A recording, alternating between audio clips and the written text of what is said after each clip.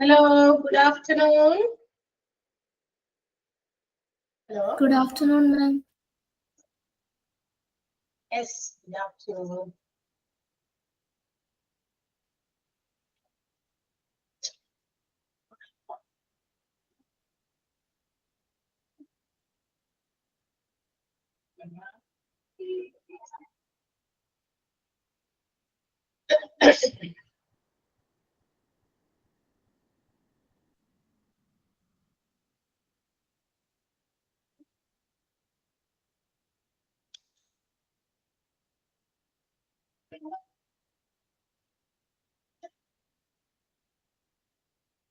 റെഡിയാണോ എല്ലാവരും?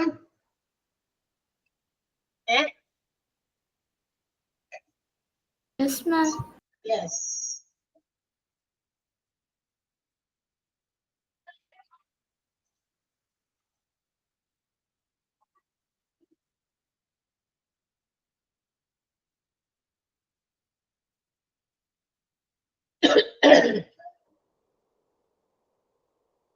Yes.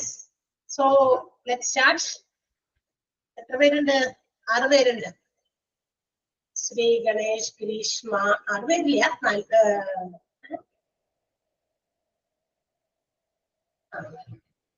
ശരിയാണ്. നയന.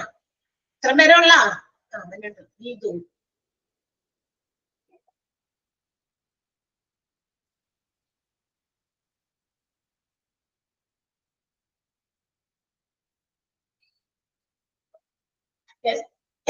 സ്റ്റാർട്ട് ചെയ്യാലോ അല്ലെ? ഓക്കെ. അതിലേ കാര്യം പറയാനുണ്ട്.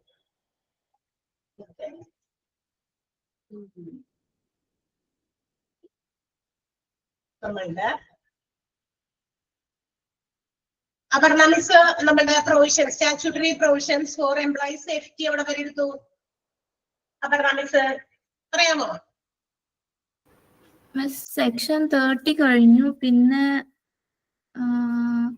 36A വരെ. 36 വരെ നിങ്ങൾ വായിച്ചു നോക്കിയോ? 36ന്റെ ബാക്കിയാണ് ഞാൻ കണ്ടിന്യൂ ചെയ്യുന്നത്. 36 തുടങ്ങി 40 വരെയാണ് ഈ പ്രൊവിഷൻസ് ഉള്ളത്. അത് കഴിഞ്ഞതിന് ശേഷം നമുക്ക് കുറച്ച് ഇമ്പോർട്ടൻസ് ഓഫ് എംപ്ലോയി സേഫ്റ്റി, എംപ്ലോയീസിന്റെ സേഫ്റ്റിക്ക് എത്രത്തോളം പ്രാധാന്യമുണ്ട് ഓർഗനൈസേഷനിൽ അല്ലെങ്കിൽ അവർ ജോലി ചെയ്യുന്ന സ്ഥലത്ത്, ഇത് കൂടിയാണ് നമുക്ക് എടുക്കാറുള്ളത്. അതോടുകൂടി ചാപ്റ്റർ കംപ്ലീറ്റഡ്. അപ്പൊ ഇല്ലേ, ഞാൻ അതെന്താ ഇങ്ങനെ എടുക്കണമെന്ന് വെച്ചിട്ടുണ്ടെങ്കിൽ നമ്മളുടെ നിസാമിസിന്റെ ഒരു ചെറിയ ഒരു പോർഷൻ ഇനിയും ബാക്കി നിൽക്കുന്നുണ്ട് അല്ലേ? അല്ലേ നിസാമിസ് ഇനിയും ലീവാണ് കുറച്ച് ദിവസത്തേക്കൊക്കെ. അപ്പൊ ടീച്ചർക്ക് അത് ചിലപ്പോ I think cannot be completed.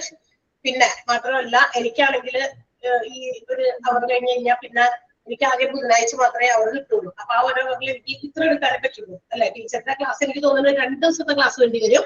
ടീച്ചറുടെ പോർഷൻ തീർക്കാൻ ഒരു 1.5 എങ്കിലും ഡേയ്സ് അവേഴ്സ് വേണ്ടി വരും. അപ്പൊ എനിക്ക് തോന്നുന്നു 1.5 hours കൊണ്ട് അത് 2 hour ഉള്ളത് പിന്നെ അപർണ മിസ്സാണ്. അപർണ മിസ് ബാക്കി തീർത്തുള്ളൂ കേട്ടോ. അതിന്റെ കാര്യം മനസ്സിലായോ നിങ്ങൾക്ക്? എന്താ പറയുന്നതെന്ന് മനസ്സിലായോ? ഓക്കെ. ഈ സ്റ്റാറ്റ്യൂട്ടറി പ്രൊവിഷൻസ് ആണ്, അതൊക്കെ സിമ്പിൾ ആണ് പഠിക്കാനൊക്കെ. നമുക്ക് പറഞ്ഞു നിങ്ങളോട് പ്രൊവിഷൻസുമായി ബന്ധപ്പെട്ട് ഏത് കാര്യമാണ് മെൻഷൻ ചെയ്തേക്കണെന്ന് മാത്രം നമ്മൾ പഠിച്ചാൽ മതി. കാണാപ്പാഠം പോലെ ബാക്കിയുള്ള നിങ്ങൾ ജസ്റ്റ് ഒന്ന് വായിച്ചു വെച്ചേക്കുക. ഓക്കെ. യെസ്, 36 വരെ പറഞ്ഞു. 36 precaution regarding use of portable electric lights അവിടെ വരെയാണോ പറഞ്ഞത്? അതായത് നമ്മുടെ ഒരു ഓർഗനൈസേഷനിൽ വൈൽ ദേ ആർ വർക്കിംഗ്, അതായത് ഈ ഫാക്ടറീസിലൊക്കെ പോലെയുള്ള സ്ഥലങ്ങളിലാണ് കൂടുതലും. അല്ലാത്ത സ്ഥലത്തൊക്കെ ആവശ്യത്തിന് വെട്ടവും വെളിച്ചമൊക്കെ ഉണ്ടായിരിക്കും, ഓപ്പൺ ആയിട്ട് ഒത്തിരി ലൈറ്റ്സ് ഒക്കെ ഇട്ടിട്ടുണ്ടായിരിക്കും. ഈ ഫാക്ടറീസ് എന്ന് പറയുമ്പോൾ പ്രൊഡക്ഷൻ യൂണിറ്റ് ആണ്, അവിടെ കുറച്ചും കൂടി കൺജസ്റ്റഡ് ആയിരുന്നു. അപ്പൊ അവിടെ പല കുറെ എക്യുപ്മെന്റുകളൊക്കെ കിടക്കുന്നത് കൊണ്ട് ഓൾറെഡി അതിനകത്ത് എപ്പോഴും ഒരു ഡാർക്ക് ഫീലിംഗ് ആണ് ഉണ്ടാകുക. സോ അതിനകത്ത് പ്രവർത്തിക്കുമ്പോൾ അല്ലെങ്കിൽ ഏതെങ്കിലും തരത്തിലുള്ള എന്തെങ്കിലും ടാങ്കിൽ കൂടി കയറണ്ടോ അല്ലെങ്കിൽ പൈപ്പൊക്കെ നോക്കേണ്ടിയൊക്കെ വരുമ്പോൾ പോർട്ടബിൾ ആയിട്ടുള്ള എന്താ പറയാ ലൈറ്റ്, ഇലക്ട്രിക് ലൈറ്റ് അവർക്ക് അതിനുള്ള പ്രിക്കോഷൻസ് കൊടുത്തിരിക്കുന്നത്. എന്ന് വെച്ചാൽ ഈ ലൈറ്റ് കൊണ്ടാണ് ഇതൊക്കെ ഉപയോഗിക്കുന്നത്. ഇത്തരം മെഷീൻസിന്റെ അകത്തേക്കൊക്കെ കയറി പല കാര്യങ്ങളും ചെക്ക് ചെയ്യാനോ ഒക്കെ പോകുന്നത്. സെക്ഷൻ 36A ഇതിനെ കുറിച്ച് പ്രതിപാദിച്ചിരിക്കുന്നത്. ഏത് പോർട്ടബിൾ ഇലക്ട്രിക് ലൈറ്റിനെ കുറിച്ച്. ഇനിയും അവർ പറഞ്ഞിട്ടുണ്ട് ഈ ഇലക്ട്രിക് അപ്ലയൻസസ് ഉപയോഗിക്കുമ്പോൾ voltage more than 24 volts must not be allowed inside the confined space എന്ന് പറഞ്ഞാൽ ഇതുപോലെ കൺജസ്റ്റഡ് ആയിട്ടുള്ള സ്ഥലങ്ങളിലേക്ക് കടക്കുമ്പോൾ 24 വോൾട്ടിൽ കൂടുതൽ അതിനേക്കാൾ കൂടുതൽ വോൾട്ടേജ് ഉള്ള ലൈറ്റ്സ് കൊണ്ടൊന്ന് പോകേണ്ടത്. കാരണം ഈ ചൂട് കൂടുമ്പോ അതനുസരിച്ച് ആ എന്താ പറയാ പർട്ടിക്കുലർ പ്രദേശത്തുള്ള അറ്റ്മോസ്ഫിയറിക് ടെമ്പറേച്ചറും വർദ്ധിക്കും. അത് may be injurious to the health of the എംപ്ലോയീസിന്റെ ഹെൽത്തിന് ഹാനികരമാണ്. ചിലപ്പോഴൊക്കെ ഈ വോൾട്ടേജ് ഹൈ വോൾട്ടേജ് ഒക്കെ ആകുമ്പോൾ ചൂട് പിടിച്ചിട്ട് പല സാധനങ്ങളിലൊക്കെ തീപിടുത്തങ്ങളും ഉണ്ടാകാനായിട്ടുള്ള സാധ്യതയുണ്ട്. അപ്പൊ അതും കൂടി ശ്രദ്ധിക്കണം എന്നാ പറഞ്ഞേക്കണേ. മനസ്സിലായോ? ഇലക്ട്രിക് പോർട്ടബിൾ ഇലക്ട്രിക് ലൈറ്റിനെ കുറിച്ചിട്ടാണ് 36A എന്ന് പറയുന്ന സെക്ഷനിൽ ഫാക്ടറീസ് ആക്ട് 1948 മെൻഷൻ ചെയ്തിരിക്കുന്നത്. Okay, next one explosive or inflammable dust or gas. Explosive സ്ഫോടനാത്മകമായിട്ടുള്ള ഗ്യാസ് അല്ലെങ്കിൽ ചില ഡസ്റ്റുകൾ, പെട്ടെന്ന് തീപിടുത്തം ഉണ്ടാകാൻ സാധ്യതയുള്ള ഗ്യാസ് ഉണ്ട്, അതുപോലെ ഡസ്റ്റ് ഉണ്ട്. അതിനെ കുറിച്ചിട്ടാണ് 37 മെൻഷൻ ചെയ്തിരിക്കുന്നത്. 37 പറഞ്ഞിരിക്കുന്നത് ഇതുപോലെയുള്ള പ്രൊഡക്ഷൻ പ്രോസസ് നടക്കുന്ന സമയത്ത് എന്താ പറയാ explosive dust or explosive gas, production യൂണിറ്റുകളിൽ പലതരത്തിലുള്ള വിഷാംശം നിറഞ്ഞ ഗ്യാസോ ഡസ്റ്റോ ഒക്കെ പുറപ്പെടാൻ സാധ്യതയുണ്ട്.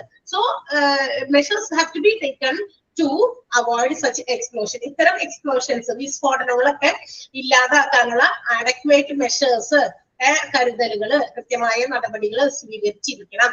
അത് ചിലപ്പോ ഡസ്റ്റ് കൊണ്ട് തീപിടുത്തം ഉണ്ടാകാം, ചില ഗ്യാസ് അങ്ങനെയൊക്കെ എന്താ പറയാ കുറെ ഇങ്ങനെ കളക്ട് ചെയ്ത് കഴിയുമ്പോൾ അതിന് തീപിടിക്കാൻ സാധ്യതയുണ്ട്. ചില ഫ്യൂംസ്, പുക, അതുപോലെ തന്നെ വേപ്പർ, അതൊക്കെ ഇങ്ങനെ അന്തരീക്ഷത്തിലൊക്കെ തങ്ങി നിന്ന് കഴിഞ്ഞാൽ അതൊക്കെ എന്താ പറയാ ഉണ്ടെങ്കിൽ തങ്ങി നിൽക്കുന്നിടത്ത് ഇതുപോലെയൊക്കെ പെട്ടെന്ന് എക്സ്പ്ലോഷൻസ് ഓഫ് ഫയർ ഉണ്ടാകാൻ സാധ്യതയുണ്ട്. അപ്പൊ അതൊക്കെ ഒഴിവാക്കാനായിട്ടുള്ള പ്രിക്കോഷൻസ് എടുക്കണമെന്നാണ് 37 സെക്ഷനിൽ പറഞ്ഞിരിക്കുന്നത്. ഓക്കെ, മനസ്സിലായല്ലോ? അതിന് ചില എന്താ പറയാ measures, how can be take such measures, എങ്ങനെ നമുക്ക് അത്തരം നടപടികൾ സ്വീകരിക്കാം എന്നുള്ളതിന്റെ കുറച്ച് കാര്യങ്ങൾ അവിടെ പറഞ്ഞിട്ട് effectively covering all the machinery or plant used in the procedure. ഇത്തരം പ്രൊസീജിയറിൽ ഉൾപ്പെടുന്ന മെഷീൻസിനെ, പ്ലാന്റുകൾ, എന്തെങ്കിലും തരത്തിലുള്ള സ്ഥാപിച്ചു വെച്ചിരിക്കുന്ന പ്ലാന്റുകൾ ആയിക്കോട്ടെ, മെഷീൻസ് ആയിക്കോട്ടെ, അതിന് ആവശ്യത്തിന് നല്ല രീതിയിലുള്ള പ്രൊട്ടക്റ്റീവ് കവറിംഗ് കൊടുക്കുക. എപ്പോഴും മൂടിയൊക്കെ വെച്ചിട്ട്, മനസ്സിലായോ? അതിൽ നിന്നൊക്കെ ഈ പലതരത്തിലുള്ള ഗ്യാസ് ഒക്കെ പുറത്തേക്ക് വരാതിരിക്കാനൊക്കെ ഉള്ള മെഷേഴ്സ് ആണ്. അതിന് ഇഫക്റ്റീവ് ആയിട്ടുള്ള കവറിംഗ് കൊടുക്കുക. പിന്നെ disposing of or avoiding the collection of dust, fume, vapour or gas. ഈ നേരത്തെ പറഞ്ഞ പോലെയുള്ള ഗ്യാസോ അല്ലെങ്കിൽ പുകയോ അല്ലെങ്കിൽ ഡസ്റ്റുകളോ ഈ ഏതെങ്കിലും ഒരു പർട്ടിക്കുലർ സ്ഥലത്ത് ഇങ്ങനെ കുമിഞ്ഞു കൂടാൻ അനുവദിക്കാതിരിക്കുക. അത് കുമിഞ്ഞു കൂടുമ്പോൾ അത് ഡിസ്പോസ് ചെയ്യാനുള്ള മെഷേഴ്സ് എടുക്കുക. എങ്ങനെ നമുക്ക് ഇതിനെ പുറന്തള്ളാൻ പറ്റും ഇഫക്റ്റീവ്ലി, മറ്റുള്ളവർക്ക് ഉപദ്രവകരമല്ലാത്ത രീതിയിൽ നമുക്ക് ഇതിനെ എങ്ങനെ ഡിസ്പോസ് ചെയ്യാം, അതിനുവേണ്ട നടപടികൾ സ്വീകരിക്കാം. ഒരുപാട് ആധുനിക ടെക്നോളജീസ് ഇന്ന് അതിനുവേണ്ടി കണ്ടുപിടിക്കപ്പെട്ടിട്ടുണ്ട്, ഇല്ലേ? ഡസ്റ്റും ഗ്യാസൊക്കെ നമ്മുടെ വീടുകളിൽ തന്നെ ചില എന്താ പറയാ അടുക്കളയിലൊക്കെ പല സാധനമൊക്കെ ഇങ്ങനെ നമ്മൾ കുക്ക് ചെയ്യുന്ന സമയത്ത് ഒരുപാട് ഓർഡേഴ്സ് എന്ന് വെച്ചാൽ ഒരുപാട് നമ്മൾ നോക്കി തുളച്ചു കയറുന്ന രീതിയിലുള്ള സ്മെല്ലൊക്കെ വരും. അതിന്റെ പുറത്തുള്ള നമ്മൾ എക്സോസ്റ്റേഴ്സ് ഉപയോഗിക്കും, ഇല്ലേ? അതുപോലെ ഫാക്ടറീസിലാവുമ്പോ വലിയ വലിയ പ്രൊഡക്ഷൻസ് ആണ് നടക്കുന്നത്. അപ്പൊ അതിനെയൊക്കെ അത്തരം ഗ്യാസ് അവിടെ തങ്ങാതിരിക്കാൻ ഇതുപോലെ എഫക്റ്റീവ് ആയിട്ടുള്ള രീതിയിൽ അതിനെ ഡിസ്പോസ് ചെയ്യാനുള്ള മെഷേഴ്സ് സ്വീകരിക്കാം. പിന്നെ മാത്രമല്ല prohibiting the covering of any kind of explosive, ഏത് രീതിയിലുള്ള സ്ഫോടനം വരാൻ സാധ്യതയുള്ള കാര്യങ്ങളൊക്കെ എപ്പോഴും കവർ ചെയ്ത് തന്നെ, മൂടി അതിനെ പ്രൊട്ടക്ട് ചെയ്ത് തന്നെ സൂക്ഷിക്കുക എന്നുള്ളതാണ്. ഓക്കെ, മനസ്സിലായോ? 37 സെക്ഷൻ 37 ക്ലിയർ അല്ലേ? ഒന്ന് വായിച്ചു നോക്കിയാ പെട്ടെന്ന് വായിച്ചു നോക്കാം. Explosive or inflammable dust or gas, section 37.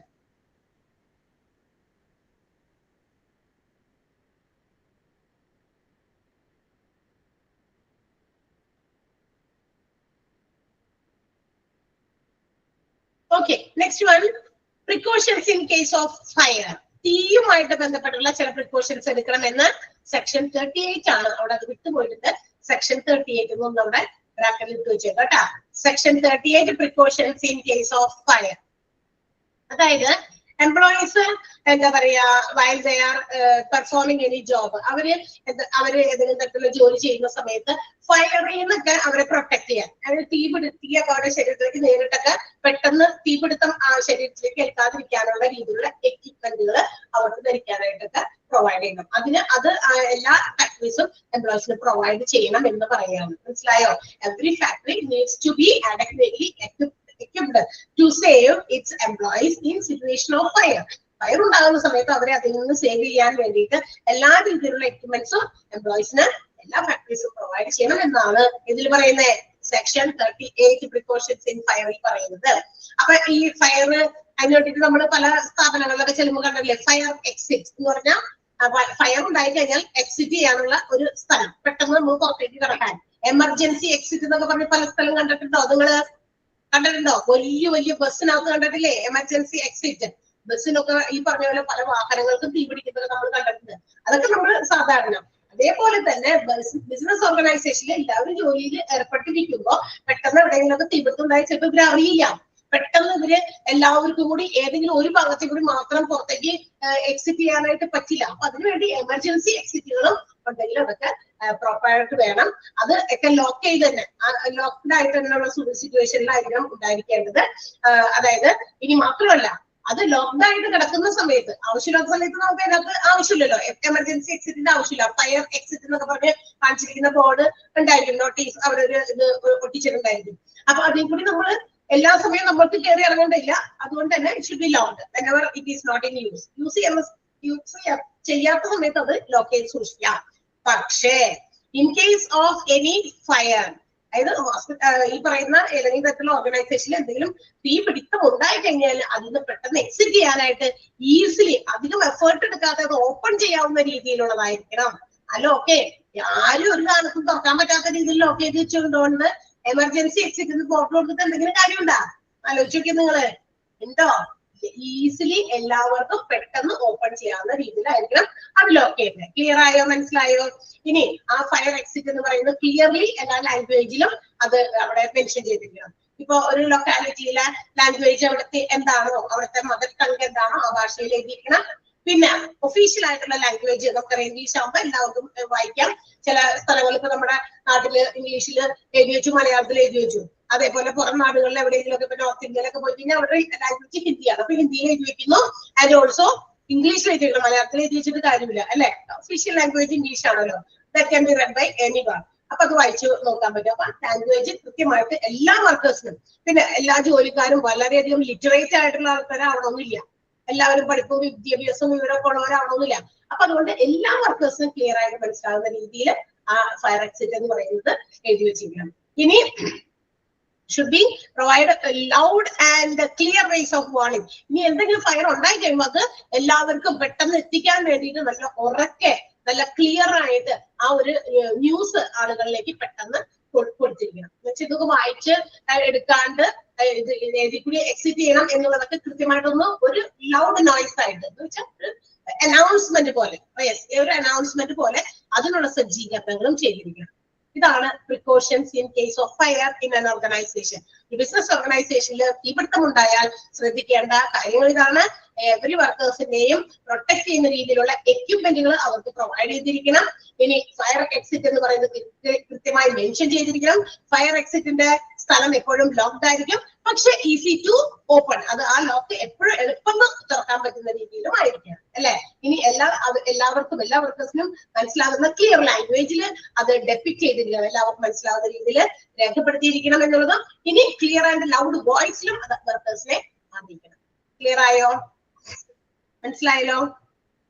Then ഇനി every room in the factory must contain a passageway. ഇനി എല്ലാ മുറിക്കും ഉണ്ടല്ലോ, ഈ ഫാക്ടറിയിലെ പ്രത്യേകതയാണ് എങ്ങോട്ട് ഏത് മുറിയിലോ അല്ലെങ്കിൽ ഏത് സ്ഥലത്താണോ ജോലിക്കാർ ജോലി ചെയ്യുന്നത് അവിടെ നിന്നൊക്കെ പുറത്തേക്കാണ് ഒരു പാസേജ്, ഒരു പാത്ത് വേ എന്ന് വെച്ചാൽ ഇതിനകത്ത് തന്നെ ഒരു ഇടനാഴി പോലെ ഉണ്ടായിരിക്കണം. കാരണം ഫയർ ഒക്കെ ചെയ്യുകയാണെങ്കിൽ ഈസിലി എക്സിറ്റ്, കൺവീനിയന്റ് ആയിട്ട് അവർക്ക് പുറത്തേക്ക് ഇറങ്ങാൻ പറ്റും. അപ്പൊ അതിനുള്ള പാസേജ് വേണം. വഴിയില്ലാണ്ട് പുറത്തേക്ക് കടന്നു എന്ന് പറഞ്ഞു കഴിഞ്ഞാൽ എല്ലാവരും ഒരു വഴി കൂടി തിങ്ങി നിറഞ്ഞു വരൂലേ? അപ്പൊ അതുകൊണ്ടാണ് പറഞ്ഞിരിക്കുന്നത് അതിന് കൃത്യമായിട്ടുള്ള വഴി ഉണ്ടായിരിക്കും. സ്റ്റേറ്റ് ഗവൺമെന്റ് അതിനുവേണ്ടി കൃത്യമായ rules and regulations to escape ഫയറിൽ നിന്ന് എസ്കേപ്പ് ചെയ്യാൻ വേണ്ടി വർക്കേഴ്സിനെ ഈ പറയുന്ന കാര്യങ്ങളൊക്കെ ബോധ്യപ്പെടുത്തുന്ന രീതിയിൽ സ്റ്റേറ്റ് ഗവൺമെന്റും ചില നിയമങ്ങളൊക്കെ ഫാക്ടറീസിന് കൊടുത്തിട്ടുണ്ട്. ആ ഫാക്ടറീസ് അതൊക്കെ അവലംബിക്കണം. അതിന് അഗേൻസ്റ്റ് ആയിട്ടൊക്കെ വന്നു കഴിഞ്ഞാൽ എന്തെങ്കിലും അപകടം ഉണ്ടായി ഒരുപാട് പേരുടെ ജീവൻ നഷ്ടപ്പെട്ടാൽ ആ ഫാക്ടറിക്ക് അഗേൻസ്റ്റ് ആയിരിക്കും സ്റ്റേറ്റ് ഗവൺമെന്റിന്റെ ചില നടപടികൾ വരിക. അപ്പൊ അതില്ലാതിരിക്കാനാണ് ഇത്തരം കാര്യങ്ങളൊക്കെ ചെയ്യുന്നതെന്ന് പറയുന്നത്. And the chief inspector. എല്ലാ ബിസിനസ് ഓർഗനൈസേഷന്റെയും ചീഫ് ഇൻസ്പെക്ടർ ഉണ്ടെങ്കിൽ അവര് കൃത്യമായിട്ട് എന്താ പറയാ ഈ ആക്ട് പ്രകാരം എല്ലാവരും ആ കാര്യങ്ങളൊക്കെ ചെയ്യുന്നുണ്ട്. ഓർഗനൈസേഷനിലെ ഈ ഫയർ ഉണ്ടാകുന്ന കാര്യങ്ങളൊക്കെ ഇൻസ്പെക്ട് ചെയ്യുന്നുണ്ട്, കൃത്യമായിട്ട് സമയാസമയങ്ങളിൽ ചെക്ക് ചെയ്യുന്നുണ്ട്. ഓക്കെ, ഇങ്ങനെയുള്ള കാര്യങ്ങളൊക്കെ അവരുടെ ഡ്യൂട്ടിയാണ്, ഇൻസ്പെക്ടറുടെ ഡ്യൂട്ടിയാണ് ഇതൊക്കെ ചെക്ക് ചെയ്യുന്നതാണ്. And also the inspector can add new provisions. തീയിൽ നിന്നൊക്കെ തീപിടുത്തത്തിൽ നിന്നൊക്കെ രക്ഷ നേടാൻ വേണ്ടി അവർക്ക് പുതിയ പ്രൊവിഷൻസ്, പുതിയ വേണ്ടെങ്കിൽ നടപടികളും റൂൾസും ഒക്കെ കൊണ്ടുവരാൻ സാധിക്കും. അങ്ങനെ ഈ പഴഞ്ചൻ രീതിയൊക്കെ മാറ്റി പുതിയ രീതി ഏതെങ്കിലുമൊക്കെ ഫയറിൽ നിന്നും എസ്കേപ്പ് ചെയ്യാനായിട്ട് കൊണ്ടുവരാൻ പറ്റുമെങ്കിൽ ചീഫ് ഇൻസ്പെക്ടർക്ക് അത് കൊണ്ടുവരാം. പക്ഷെ അത് എഴുതി നമുക്ക് അവിടെ പിടിപ്പിക്കണം. നമ്മുടെ റൂൾസിന്റെ കൂടെ അതുകൂടി എഴുതി ചേർത്ത് വെക്കണം. ഇന്ന രീതിയിലും you can escape from fire, ഫയറിൽ നിന്ന് നിങ്ങൾക്ക് രക്ഷപ്പെടാം. അങ്ങനെയുള്ള ന്യൂ പ്രൊവിഷൻസ് ആഡ് ഓൺ ചെയ്യാനുള്ള അതോറിറ്റി ആർക്കുണ്ട്?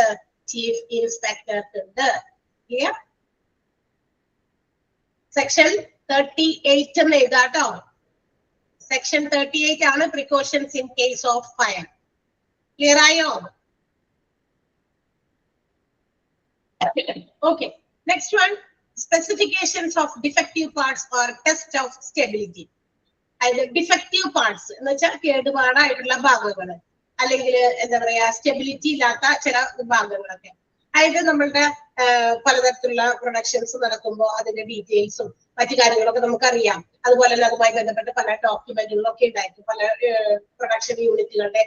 അതൊക്കെ കൃത്യമായിട്ട് ടെസ്റ്റ് ചെയ്ത് വേണം ഉപയോഗിക്കാനായിട്ട്. ഒരു സ്പെസിഫിക്, ഒരു സിസ്റ്റമാറ്റിക് രീതിയിൽ it should be made specific test. ആവശ്യത്തിന് കൃത്യമായ ടെസ്റ്റുകളൊക്കെ നടത്തി അതിനെക്കുറിച്ച് ഇപ്പൊ ഏതെങ്കിലുമൊക്കെ ഭാഗങ്ങളൊക്കെ, ഏതെങ്കിലും ഡിഫക്റ്റീവ് പാർട്ടുകളൊക്കെ ഇൻസ്പെക്ട് ചെയ്തു, അതിന്റെ പോരായ്മ എന്താണ്, അത് എന്ത് ഡിഫക്റ്റാ വന്നേക്കുന്നത്, അതൊക്കെ കൃത്യമായിട്ട് എഴുതി തയ്യാറാക്കി വെക്കണം. കാരണം while workers are using it, അത് ജോലിക്കാരത് ഉപയോഗിക്കുമ്പോൾ ഇന്ന ഡിഫക്ട് ഇതിന് ഉണ്ടെന്ന് അവർക്കത് മനസ്സിലാകും. അതനുസരിച്ച് അതിനെ സമീപിക്കാൻ പറ്റും. ഓക്കെ, അതാണ് section 39 specifications of defective parts and test of stability എന്ന് പറയുന്നത്. എത്രത്തോളം സ്റ്റേബിൾ ആയിട്ടുള്ള മെഷീൻസ് ആണ് എന്നുള്ള കാര്യങ്ങളൊക്കെ അത് വൃത്തിയായിട്ട് എഴുതി തയ്യാറാക്കി വെക്കണം. ഇപ്പൊ ഇന്നൊരു മെഷീൻ അത് നമുക്ക് അധികം നന്നായി ഹാൻഡിൽ ചെയ്യാൻ പറ്റില്ല, ബിക്കോസ് അതിനൊരു ഡിഫക്റ്റ്, എന്നൊരു പോരായ്മ ഉണ്ട്. അതുകൊണ്ട് നമ്മളത് നോക്കണം, ശ്രദ്ധിക്കണം. അത് ഉപയോഗിക്കുമ്പോൾ എന്നൊരു വാർണിംഗ് എഴുതിയൊക്കെ വെച്ച് കൊടുത്തു കഴിഞ്ഞാൽ വർക്കേഴ്സ് അത് ഉപയോഗിക്കുമ്പോൾ അവർ ആ രീതിയിൽ അതിനെ ഹാൻഡിൽ ചെയ്തോളും. അതല്ല സാധാരണ വർക്ക് ചെയ്യുന്ന ഒരു മെഷീൻ പോലെയാണെങ്കിൽ ആ രീതിയിൽ അവർ അതിനെ ഹാൻഡിൽ ചെയ്യും. And if some accidents happen, എന്ത് സംഭവിക്കും? എന്തെങ്കിലും അപകടം വന്നു കഴിഞ്ഞാൽ എന്താണ്ടാവുക? അതൊക്കെ കൃത്യമായിട്ട് സ്പെസിഫിക് ആയിട്ട് അതിനുള്ള ഡോക്യുമെന്റ്സും അതിന്റെ സ്പെസിഫിക്കേഷൻസും കൃത്യമായി ടെസ്റ്റ് ചെയ്ത് മെൻഷൻ ചെയ്ത്, എന്താ പറയാ, ഫോൾട്ടി പാർട്സ്, ഇന്ന ഭാഗം കേടുവന്നിരിക്കുകയാണ്, അതൊക്കെ കൃത്യമായിട്ട് നോട്ട് ഡൗൺ ചെയ്ത് ഇൻസ്പെക്ടർ ഡീറ്റെയിൽ ആയിട്ട് എഴുതി വെക്കണം. ക്ലിയർ ആയോ? സെക്ഷൻ 39 ക്ലിയർ ആണോ? Yes. Then the last section is about safety of building and machines. മെഷീൻസിന്റെയും ബിൽഡിങ്സിന്റെയും ഒക്കെ സേഫ്റ്റി സെക്ഷൻ 40 ആണ്. ഇനി വീണ്ടും പറയുന്നത് ഇൻസ്പെക്ടറാണ് ഇതൊക്കെ ചെക്ക് ചെയ്യേണ്ടത്. Chief inspector is the responsible person to check each and every machines and building under repairment. എല്ലാം ഒരു ബിൽഡിങ്ങിന്റെ ഏതെങ്കിലും ഭാഗമൊക്കെ റിപ്പയർമെന്റിന് കിടക്കുകയാണ്, അവിടുത്തെ മെഷീൻസ് റിപ്പയർമെന്റിലാണ്, റിപ്പയർമെന്റ് വർക്കിംഗ് കണ്ടീഷൻ ആണോ, ഇതെല്ലാം തന്നെ ചെക്ക് ചെയ്യേണ്ടത് ഇൻസ്പെക്ടർ തന്നെയാണ്.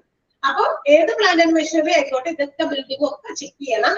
അപ്പൊ if any machinery or plant or building is not in a safe manner, എംപ്ലോയീസിന് സുരക്ഷിതമല്ലാത്ത രീതിയിലുള്ള ഏതെങ്കിലും ബിൽഡിങ്ങോ അല്ലെങ്കിൽ ഫാക്ടറിയിലോ ഏതെങ്കിലും പ്ലാന്റുകളോ ഒക്കെ ഉണ്ടെങ്കിൽ അവിടെ കൃത്യമായ instruction should be given by the owner or the manager in writing to take അവർ മെഷേഴ്സ് ടു റിപ്പയർ ഇറ്റ്.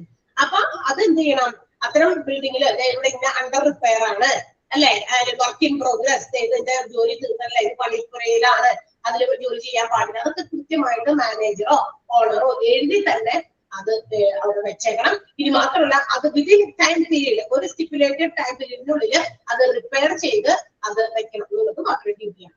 കൃത്യമായിട്ട് ചെയ്യുന്നത് ഓണർ അല്ലെങ്കിൽ മാനേജറാണ്. അപ്പോൾ അല്ലെങ്കിൽ മെഷീനെ റിപ്പയർ ചെയ്ത് വർക്കിംഗ് കണ്ടീഷനിലേക്ക് ആക്കി കൊടുക്കുക. എന്നും ഒന്നും അങ്ങനെ തന്നെ അവിടെ കേടായ സാധനം അവിടെ തന്നെ കേടാക്കി തന്നെ ഇട്ടിട്ട് കാര്യമില്ല, അല്ലെ? അപ്പൊ വർക്കേഴ്സിന് അത് ബുദ്ധിമുട്ടാണ്. സോ മാത്രമല്ല ബിൽഡിങ്ങില് പ്ലാന്റ് ആൻഡ് മെഷീനറിയിലൊക്കെ അതിന്റെ if it is life threatening, അതായത് നമുക്ക് റിപ്പയർ ചെയ്യാൻ പറ്റില്ല, അല്ലെങ്കിൽ നമുക്ക് അതിനെ മെയിൻറ്റെയിൻ ചെയ്തെടുക്കാൻ പറ്റില്ല എന്നുണ്ടെങ്കിൽ അത് മാറ്റി കൊടുത്ത് വിറ്റ് വേറെ ഏതെങ്കിലും അവർക്ക് കൊടുത്തിട്ട് എന്ത് ചെയ്യണം? പുതിയത് വാങ്ങിക്കണം. പുതിയത് വാങ്ങിക്കേണ്ടത് വാങ്ങിക്കേണ്ട വേണം. അല്ലാതെ ഈ പഴയ സാധനം വെച്ചിട്ട് എന്തെങ്കിലും അപകടകരമായിട്ടുള്ള രീതിയിൽ അത് ഉപയോഗിച്ച് വർക്കേഴ്സ് ജോലി ചെയ്താൽ, അതിൽ നിന്നും എന്തെങ്കിലും തരത്തിലുള്ള അപകടങ്ങൾ വന്നാൽ അതൊക്കെ സ്റ്റേറ്റ് ഗവൺമെന്റ് അതനുസരിച്ച് അതിന് നടപടികൾ എടുക്കും. കാരണം ഓൾറെഡി ഇത് ഫാക്ടറീസ് ആക്ട് 1948 പ്രിസ്ക്രൈബ് ചെയ്ത് വെച്ചിരിക്കുകയാണ്. എല്ലാ മെഷീൻസോ അല്ലെങ്കിൽ ബിൽഡിങ്ങോ ഒക്കെ അണ്ടർ വർക്കിംഗ് അല്ലെങ്കിൽ റിക്വയർമെന്റിലാണെങ്കിൽ അത് കൃത്യമായിട്ട് അത് നോട്ട് ഡൗൺ ചെയ്യണം, എഴുതി വെക്കണം അവിടെ. അതോടൊപ്പം തന്നെ അത് സ്റ്റിപ്പുലേറ്റഡ് പീരീഡ്, ആ ഒരു സമയത്തിനുള്ളിൽ അത് റിപ്പയർ ചെയ്തിട്ടുണ്ടായിരുന്നു. അതർവൈസ് പറ്റില്ല, റിപ്പയർ ചെയ്യാൻ പറ്റാത്തതാണെങ്കിൽ അത് റീപ്ലേസ് ചെയ്യണം, അത് മാറ്റി വേറെ കൊണ്ടുവന്നോളണം. മനസ്സിലായോ? സോ ഇനി അപ്പൊ ഇതൊക്കെ നോക്കി ചെക്ക് ചെയ്തൊക്കെ ആരാണ് പറഞ്ഞു കൊടുക്കണ്ടേ? ചീഫ് ഇൻസ്പെക്ടർ ഇതൊക്കെ ചെക്ക് ചെയ്തേ, ഇന്ന ബിൽഡിങ്ങിന്റെ ഭാഗത്ത് ഭയങ്കര ഡേഞ്ചറസ് ആണ്, അത് ഇതിന് വീഴാൻ നിൽക്കുകയാണ്, അവിടേക്ക് ജോലിക്കാരെ വിട്ട് ജോലി ചെയ്യിക്കാൻ പാടില്ല. ഇതൊക്കെ നോക്കി ചെക്ക് ചെയ്തപ്പോ നമുക്ക് ഫാക്ടറീസ് ആകുമ്പോൾ പ്രൊഡക്ഷൻ യൂണിറ്റ് ആണ്, എപ്പോഴും ഇങ്ങനെ ഭയങ്കര ഹെവി സൗണ്ട് കേട്ട് തന്നെ ബിൽഡിംഗ് ഒക്കെ ചിലപ്പോ വിള്ളലുകൾ വന്നിട്ടുണ്ടാവും അല്ലെ, വീഴാൻ നിൽക്കുന്നുണ്ടാവും അല്ലെ. അതൊക്കെ നമ്മൾ നോട്ടീസ് ചെയ്യാതെ അവിടെ തന്നെ നിർത്തി ജോലിക്കാരെ കൊണ്ട് ജോലി ചെയ്യിപ്പിച്ചാൽ അത് റിസ്ക് ആണ്, ഡേഞ്ചറസ് ഫാക്ടേഴ്സ് ആണ് ഉള്ളത് അതിനകത്ത്. അപ്പൊ അതൊക്കെ വേഗം തന്നെ ഓണറിനെയോ മാനേജറിനെയോ എഴുതി തന്നെ തയ്യാറാക്കി കൊടുക്കുക. ഇന്നറ്റത്ത് ഇന്ന ലെഫ്റ്റ് സൈഡിലുള്ള ഇന്ന അറ്റത്തെ സെക്കൻഡ് ഫ്ലോറിലെ ഇന്ന റൂം ഡേഞ്ചറസ് സിറ്റുവേഷനിലാണ്, ഷുഡ് ബി റിപ്പയർഡ്, അത് എന്തെങ്കിലും ചെയ്യണം, അല്ലെങ്കിൽ അവിടെ ജോലിക്കാരെ കൊണ്ട് ചെയ്യും. ഇതൊക്കെ കൃത്യമായിട്ട് എഴുതി തയ്യാറാക്കി തന്നെ മാനേജർക്കോ ഓണർക്കോ സബ്മിറ്റ് ചെയ്യണം. Section 40 safety of buildings and machines. Clear ആയോ? മനസ്സിലായോ? Okay, and the last one, 41 section, power to make rules. എന്താണ് പവർ ടു മേക്ക് റൂൾസ്? നിയമങ്ങൾ, റൂൾസ് കൊണ്ടുവരാനുള്ള അധികാരം. അതിനെ കുറിച്ച് പറഞ്ഞ സെക്ഷൻ 41 സ്റ്റേറ്റ് ഗവൺമെന്റിന് പവർ കൊണ്ടുവരാൻ റൂൾസ് കൊണ്ടുവരാനുള്ള അധികാരമുണ്ട്. അതായത് ഇപ്പൊ പുതിയ മെഷീൻസ് ആഡ് ഓൺ ചെയ്യാനോ അല്ലെങ്കിൽ സേഫ്റ്റി മെഷേഴ്സ് വർക്കേഴ്സിന് കൊടുക്കാൻ വേണ്ടിയിട്ട് എന്തൊക്കെയാണ് ചെയ്യേണ്ടത്, ഇങ്ങനെ സംബന്ധിക്കുന്ന നിയമങ്ങൾ പുതിയത് ഇത് കൊണ്ടുവരാൻ ആർക്കാ അധികാരമുള്ളത്? സ്റ്റേറ്റ് ഗവൺമെന്റിന്. സ്റ്റേറ്റ് ഗവൺമെന്റിന് വീണ്ടും എന്തെങ്കിലുമൊക്കെ പുതിയ നിയമങ്ങൾ ആഡ് ഓൺ ചെയ്യാം. ബിക്കോസ് സ്റ്റേറ്റ് ഗവൺമെന്റ് ഉദ്ദേശിക്കുന്നത് സേഫ്റ്റി വർക്കേഴ്സ് ആണ്. ജോലിക്കാർക്ക് അവരുടെ ജോലി ചെയ്യുന്ന സ്ഥലത്ത് അവർക്ക് സുരക്ഷിതത്വം വേണം, സേഫ്റ്റി വേണം. അത് പ്രൊവൈഡ് ചെയ്യേണ്ടത് ഫാക്ടറിയാണ്, ഫാക്ടറിയിലെ മാനേജ്മെന്റ് ഓണറൊക്കെയാണ്. അത് നടപ്പിലാക്കാൻ വേണ്ടിയിട്ട് സ്റ്റേറ്റ് ഗവൺമെന്റിന് പുതിയ നിയമങ്ങൾ നടപ്പിലാക്കാൻ സാധിക്കുമെന്നാണ്. മനസ്സിലായോ? Section 41 power to make rules. ആ ഒരു സെന്റൻസ് ഒന്ന് അണ്ടർലൈൻ ചെയ്യണം. The state government has the power to make rules and regulations related to the provisions for new machines and the safety measures of workers employed in those factories.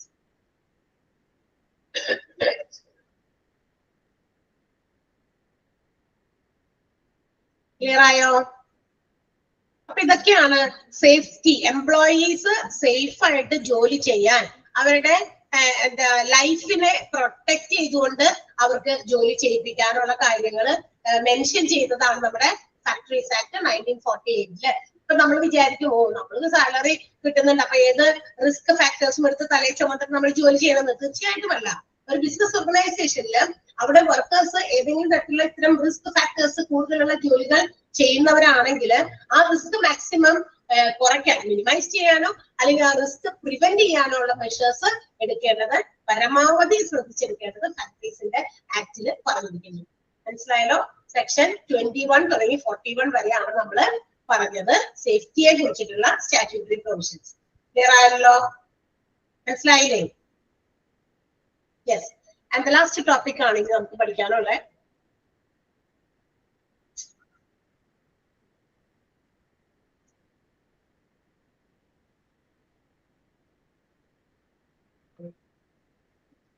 സ്റ്റക്കായോ?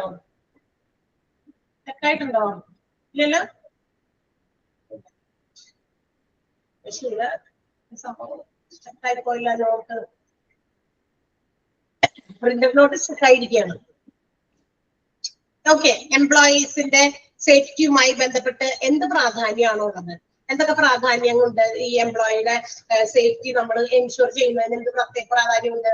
തീർച്ചയായിട്ടും ഒത്തിരി പ്രാധാന്യമുണ്ട്. To avoid accidents. ഒന്നാമത്തെ കാര്യം, എംപ്ലോയീസിനെ safe ആക്കി work പ്ലേസിൽ അവർക്ക് ജോലി ചെയ്യാനും ആക്സിഡന്റുകളെ ഒഴിവാക്കാനും എന്ത് ചെയ്യണം? എംപ്ലോയി സേഫ്റ്റി നമ്മൾ എൻഷുർ ചെയ്യണം. എംപ്ലോയീസിന്റെ സേഫ്റ്റിക്ക് വളരെയധികം പ്രാധാന്യമുണ്ട്. എല്ലാ മനുഷ്യന്മാരുടെയും ജീവൻ എല്ലാവർക്കും വാല്യുബിൾ ആണ് അല്ലെ? എന്റെ ജീവനായാലും വേറൊരാളുടെ ജീവനായാലും ഈക്വൽ ഇമ്പോർട്ടന്റ് ആണ്. അവിടെ there is no difference or discrimination between class, range, age, sex. ഇതിനൊന്നും വ്യത്യാസമില്ല. ഏത് ആളുകളെ സംബന്ധിച്ചായാലും അവരുടെ വർഗത്തിലോ അല്ലെങ്കിൽ മറ്റേതെങ്കിലും മതത്തിലോ അല്ലെങ്കിൽ അവരുടെ എന്താ പറയാ സെക്ഷനിലോ അതായത് മെയിൽ ഫീമെയിൽ എന്ന് പറയുന്ന ഒരു ഡിസ്ക്രിമിനേഷനും ഇല്ല. എല്ലാവരുടെയും ജീവൻ ഒന്നാണ്. ആ ഒരു ജീവനാണ് നമ്മളെല്ലാവരെയും ഇങ്ങനെ ഇരുത്തുന്നത്, ഓരോ കാര്യങ്ങൾ ചെയ്യിപ്പിക്കുന്നത് അല്ലെ? അത് അവിടെ നിന്ന് പോയി കഴിഞ്ഞാൽ, അത് എവിടെ നമ്മളുടെ ബോഡിയിൽ നിന്നും വിച്ഛേദിക്കപ്പെട്ടാൽ നമ്മളെല്ലാവരും വേറൊരു സാധനമായി മാറി അല്ലെ? അപ്പൊ എല്ലാവർക്കും അവരവരുടെ ജീവൻ ഇമ്പോർട്ടന്റ് തന്നെയാണ്. അത് നമ്മൾ അവിടെ ഫാക്ടറിയിലും ഓർഗനൈസേഷനിലും മാനേജ്മെന്റും ദേ ഹാവ് ടു കൺസിഡർ. അതുകൊണ്ട് ആക്സിഡന്റുകൾ ഒഴിവാക്കാനായിട്ട് എന്താ പറയാ sufficient measures have to be taken. Accurate ആയിട്ടുള്ള മെഷേഴ്സ് സ്വീകരിച്ച് എംപ്ലോയീസിനോട് അവിടുത്തെ എന്താ പറയാ ഈ പറയുന്ന സേഫ്റ്റിയെ സംബന്ധിക്കുന്ന കാര്യങ്ങളൊക്കെ മനസ്സിലാക്കി അവരെ കൃത്യമായിട്ട് അതൊക്കെ അറിയിപ്പിച്ചു കൊടുത്ത് വേണ്ട മെഷേഴ്സ് എടുക്കണം. So it will avoid or diminishes the chances of accidents. അതുകൊണ്ട് എന്ത് ചെയ്യും? ആക്സിഡന്റുകളെ ഒഴിവാക്കാനോ ആക്സിഡന്റുകളുടെ എണ്ണമോ ആധിക്യമോ ഒക്കെ കുറയ്ക്കാനും ഒരു പരിധിവരെ സഹായിക്കും. അതാണ് എംപ്ലോയി സേഫ്റ്റിയുടെ ഫസ്റ്റ് ഇമ്പോർട്ടൻസ്. മനസ്സിലായോ? മനസ്സിലായില്ലേ? Okay, next one. അടുത്തത് എന്താണെന്നറിയോ? Minimises cost. നിങ്ങളുടെ സ്ക്രീനിൽ നിന്ന് മാറുക കളിക്കാനായിട്ട് എല്ലാവരുടെ കയ്യിലുണ്ടോ നോട്ട്? അങ്ങനെയില്ല സ്ക്രീൻ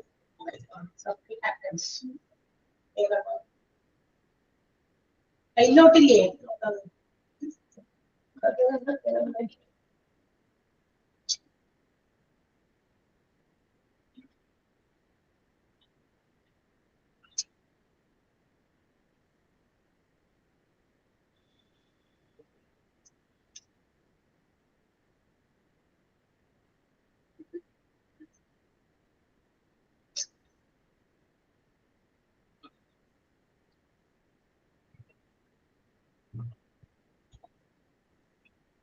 ഓക്കെ, രണ്ടാമത്തേത് മിനിമൈസസ് കോസ്റ്റ് ആണ്. എന്താണ്? ചെലവ് കുറയ്ക്കും.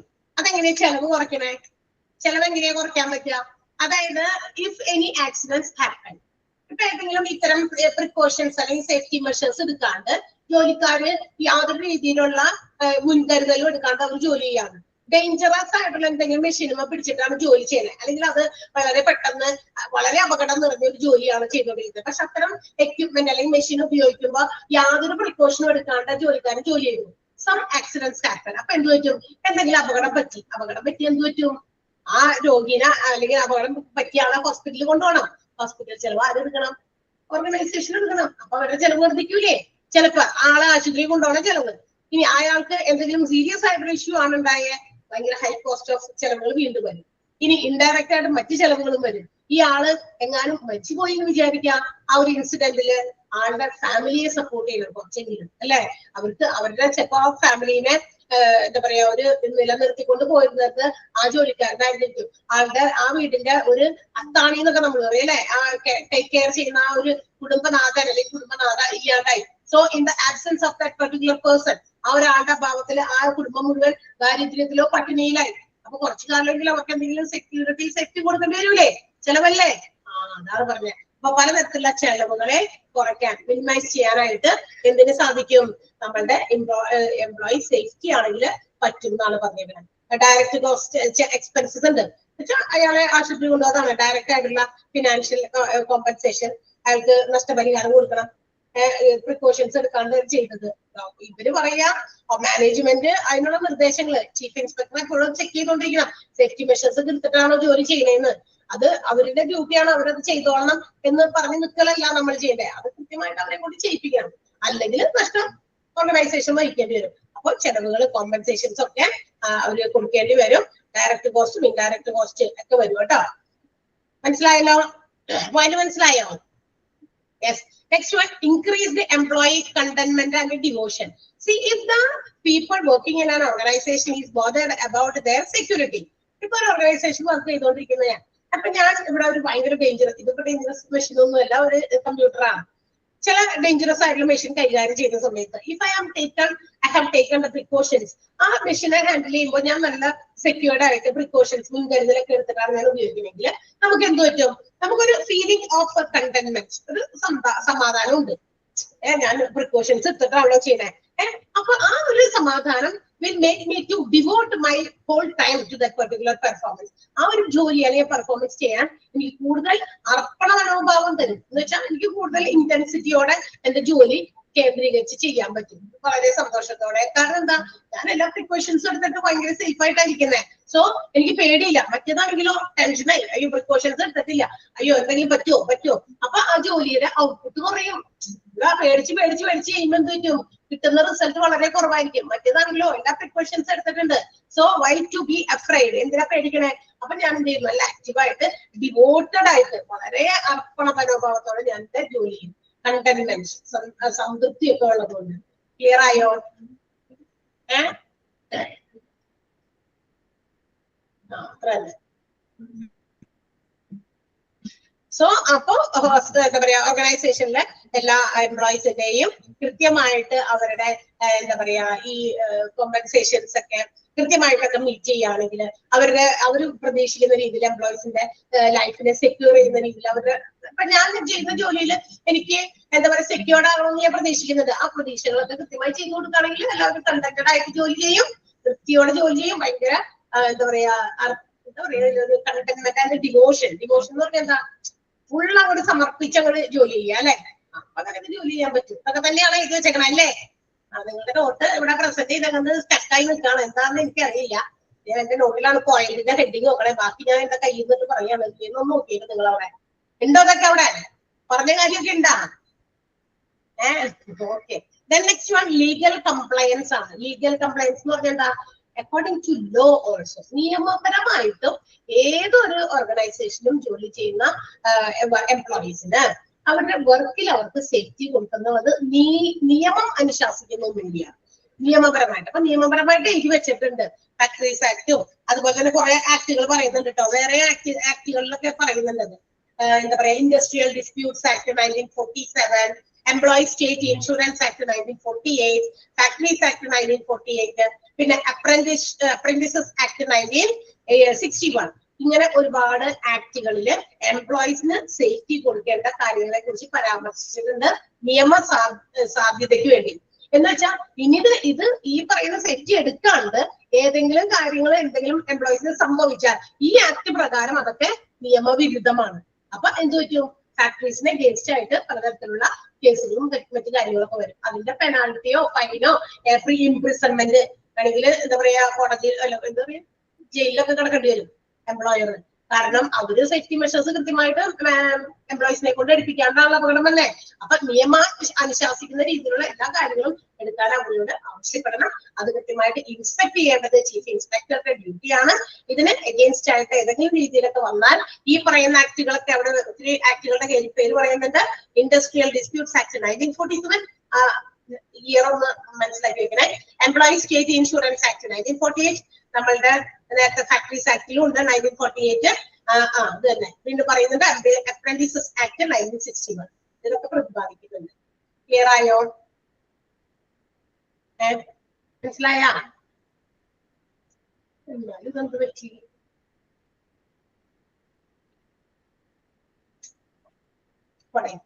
ഓക്കെ, നെക്സ്റ്റ് വൺ എന്താണ്?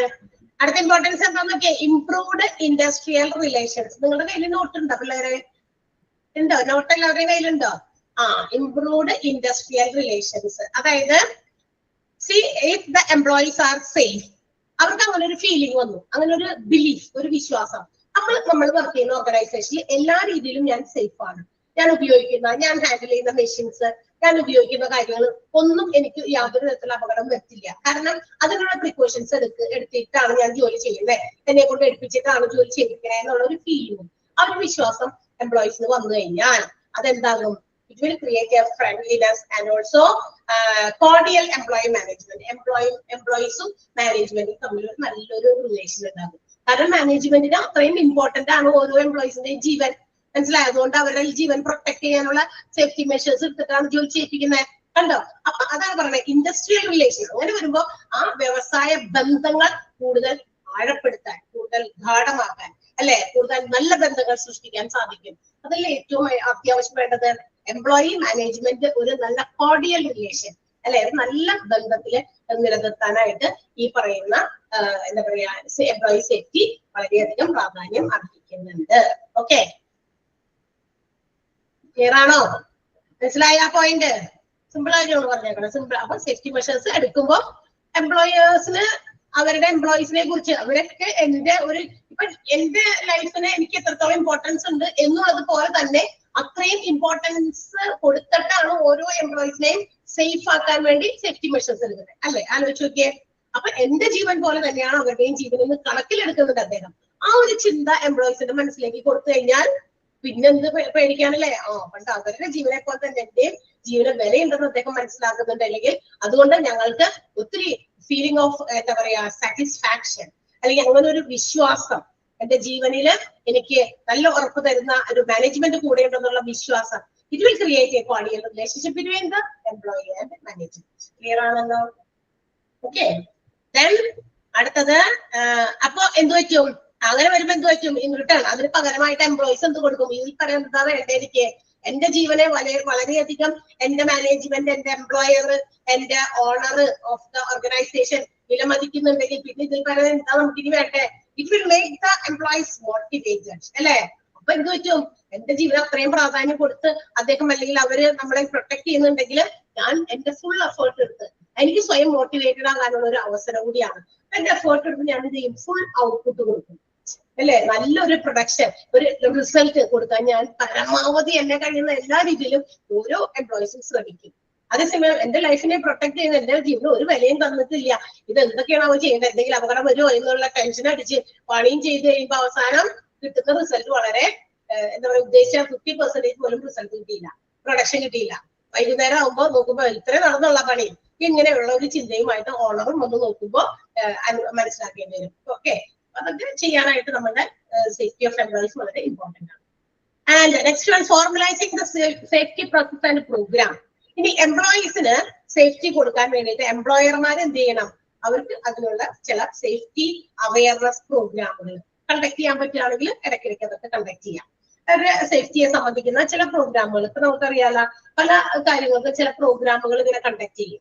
അപ്പൊ ബിസിനസ് ഓർഗനൈസേഷനിലും ഫാക്ടറീസിലും മെയിൻ ആയിട്ട് അവരവരുടെ ഹെൽത്തിനെ പ്രൊട്ടക്ട് ചെയ്യുന്ന രീതിയിൽ, അവരുടെ എന്താ പറയാ ലൈഫിനെ പ്രൊട്ടക്ട് ചെയ്യുന്ന രീതിയിൽ അതിനുള്ള അവയർനെസ്, കോൺസ്റ്റന്റ് അവയർനെസ് പ്രോഗ്രാമുകൾ കണ്ടക്ട് ചെയ്യുന്നത് നല്ലതായിരിക്കും. മനസ്സിലായി? ഇടയ്ക്കിടയ്ക്ക് ചിലപ്പോൾ ഒരു 5-6 മാസം കൂടുമ്പോ ഒരു അവയർനെസ്. ഓരോ ലൈഫും വളരെ വിലപ്പെട്ടതാണ്, ഓരോ ജീവനും വളരെ വിലപ്പെട്ടതാണ്, വളരെ മൂല്യമുള്ളതാണ്.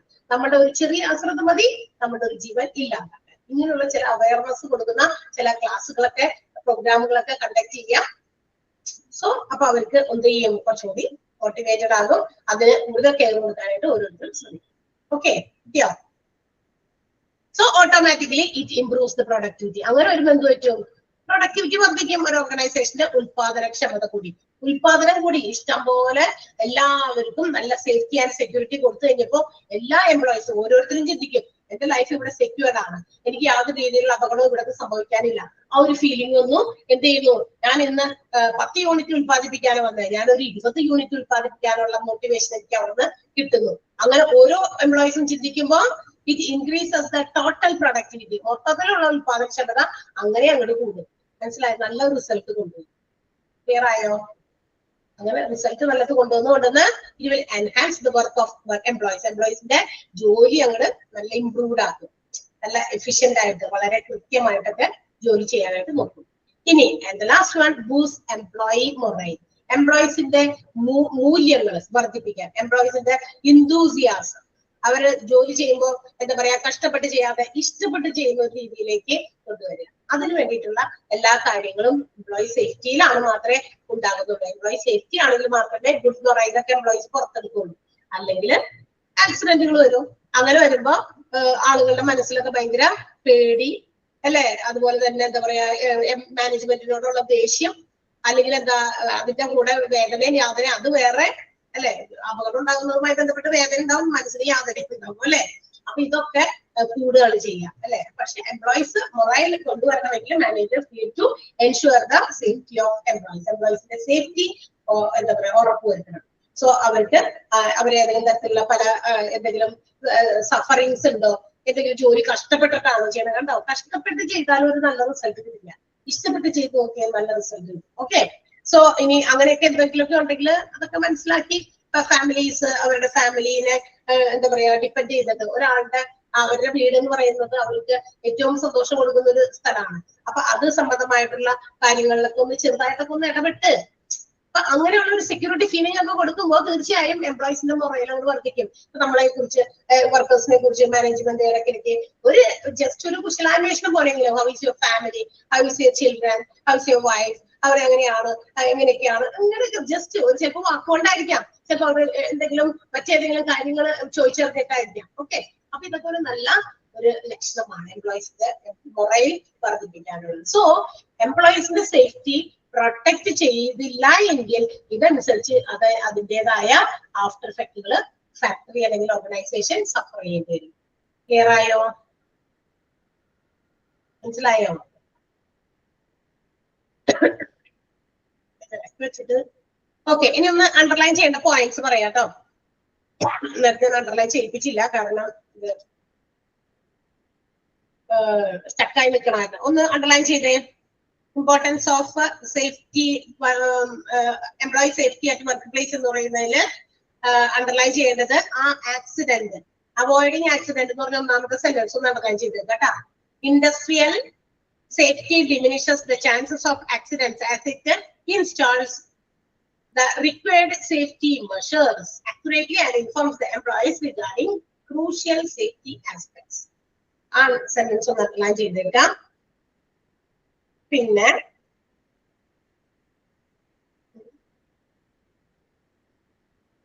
രണ്ടാമത്തെ പോയിന്റിലെ ഡയറക്റ്റ് കോസ്റ്റുകൾ ഏതൊക്കെയാണെന്ന് ചോദിക്കാം.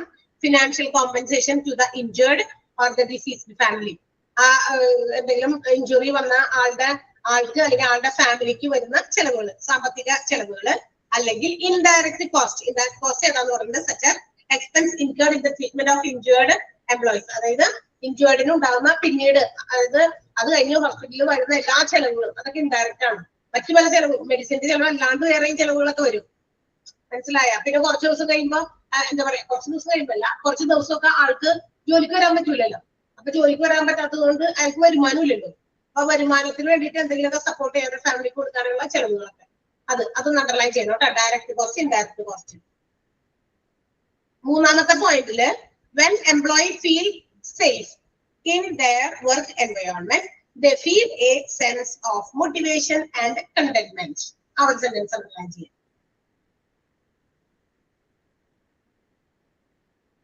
ഓക്കെ, ചെയ്തോ?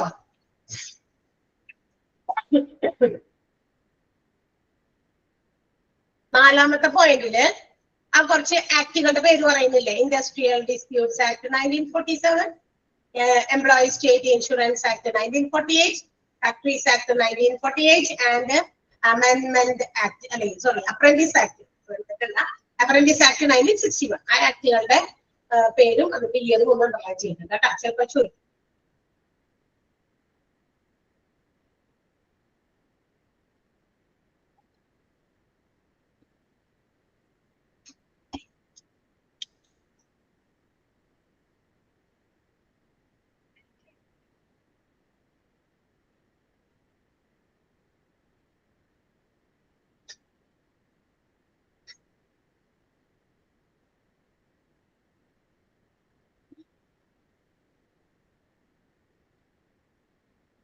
അടുത്തത് അഞ്ചാമത്തെ പോയിന്റിൽ ഫസ്റ്റ് സെന്റൻസ് ഒന്ന് അണ്ടർലൈൻ ചെയ്യണം.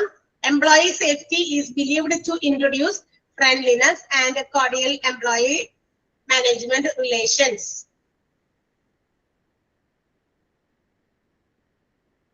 ഓക്കെ, അത്രയും പോയിന്റുകൾ മതി, അല്ല അത്രയും അണ്ടർലൈൻ ചെയ്യാൻ മതി.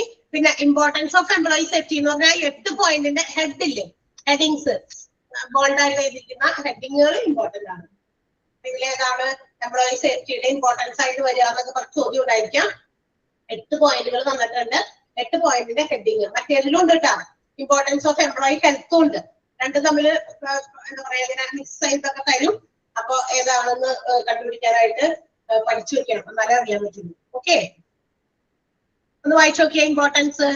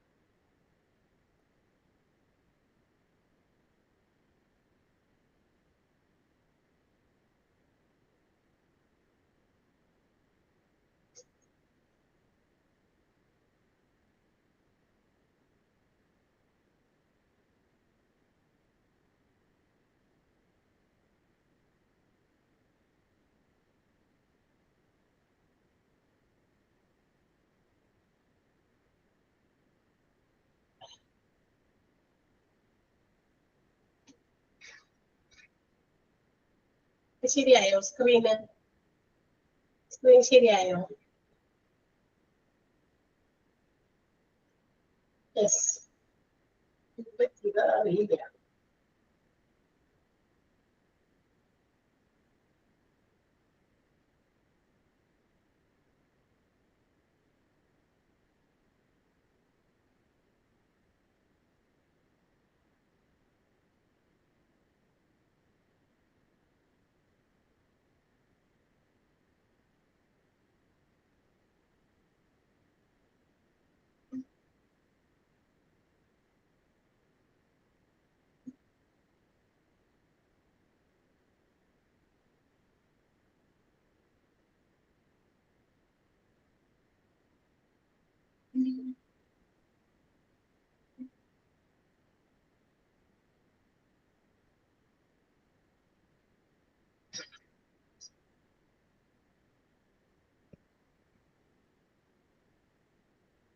ഓക്കെ, ഇനി മിസ്സിന്റെ എന്തോ ബാക്കി കിടക്കുന്നേ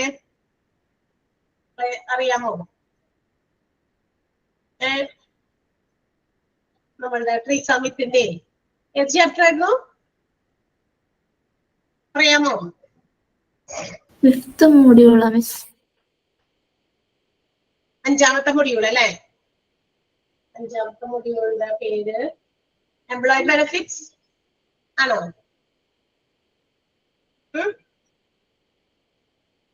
എംപ്ലോയി ബെനിഫിറ്റ്സ് ആണോ? അല്ലല്ലോ. അതെ, എംപ്ലോയി ആർക്കും അറിയില്ല. പേജ് 123 ആണ്. ഓക്കെ, നോക്കട്ടെ.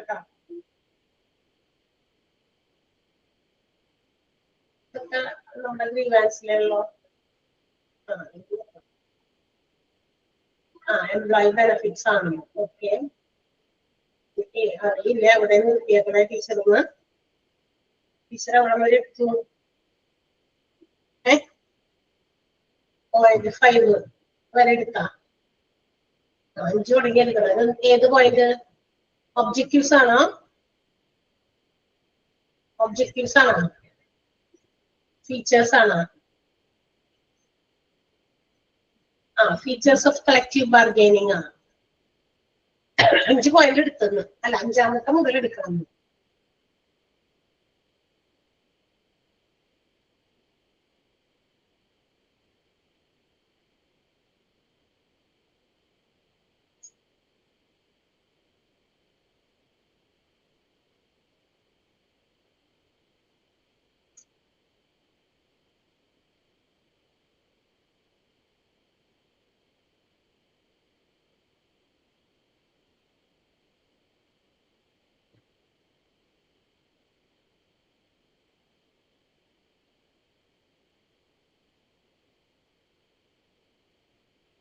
ഡൈനമിക് തുടങ്ങിയാണ് എടുക്കണ്ടേ? ചിലത് 5ാമത്തെ പോയിന്റ് എന്ന് പറഞ്ഞു, പക്ഷെ ഡൈനമിക് എന്ന് ആരാണ്ട് എഴുതിയല്ലോ.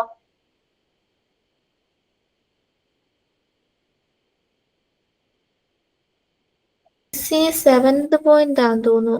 ഡൈനമിക് കഴിഞ്ഞു. അതെയാ?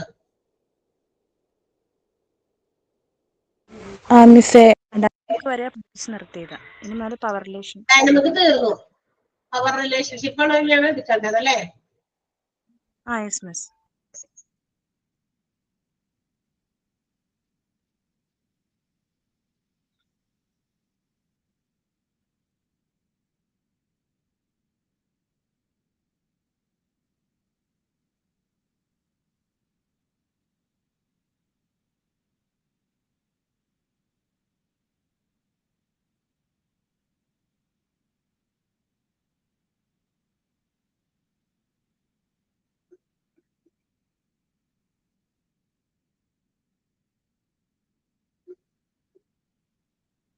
Features of collective bargaining.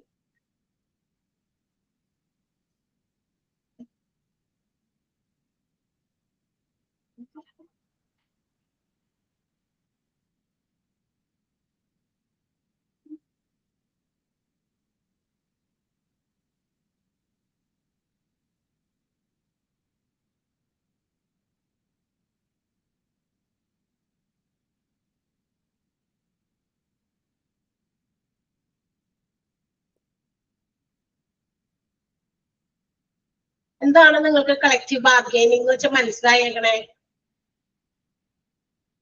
വായിച്ചില്ല, ഇപ്പോഴാണ് കാണുന്നത്. എവിടെ വരെ എടുക്കണമെന്ന് എനിക്കറിയില്ല.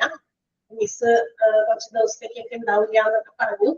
അതിപ്പോ നമ്മൾ പറഞ്ഞു കഴിഞ്ഞിട്ട് എവിടെ വരെ ടീച്ചർ എടുക്കുന്നതെന്ന് എനിക്കറിയില്ലല്ലോ. ഞാനതാ ചോദിക്കുന്നത്. എന്താ കളക്റ്റീവ് ബാർഗൈനിങ് എന്ന് പറഞ്ഞാൽ എന്താ?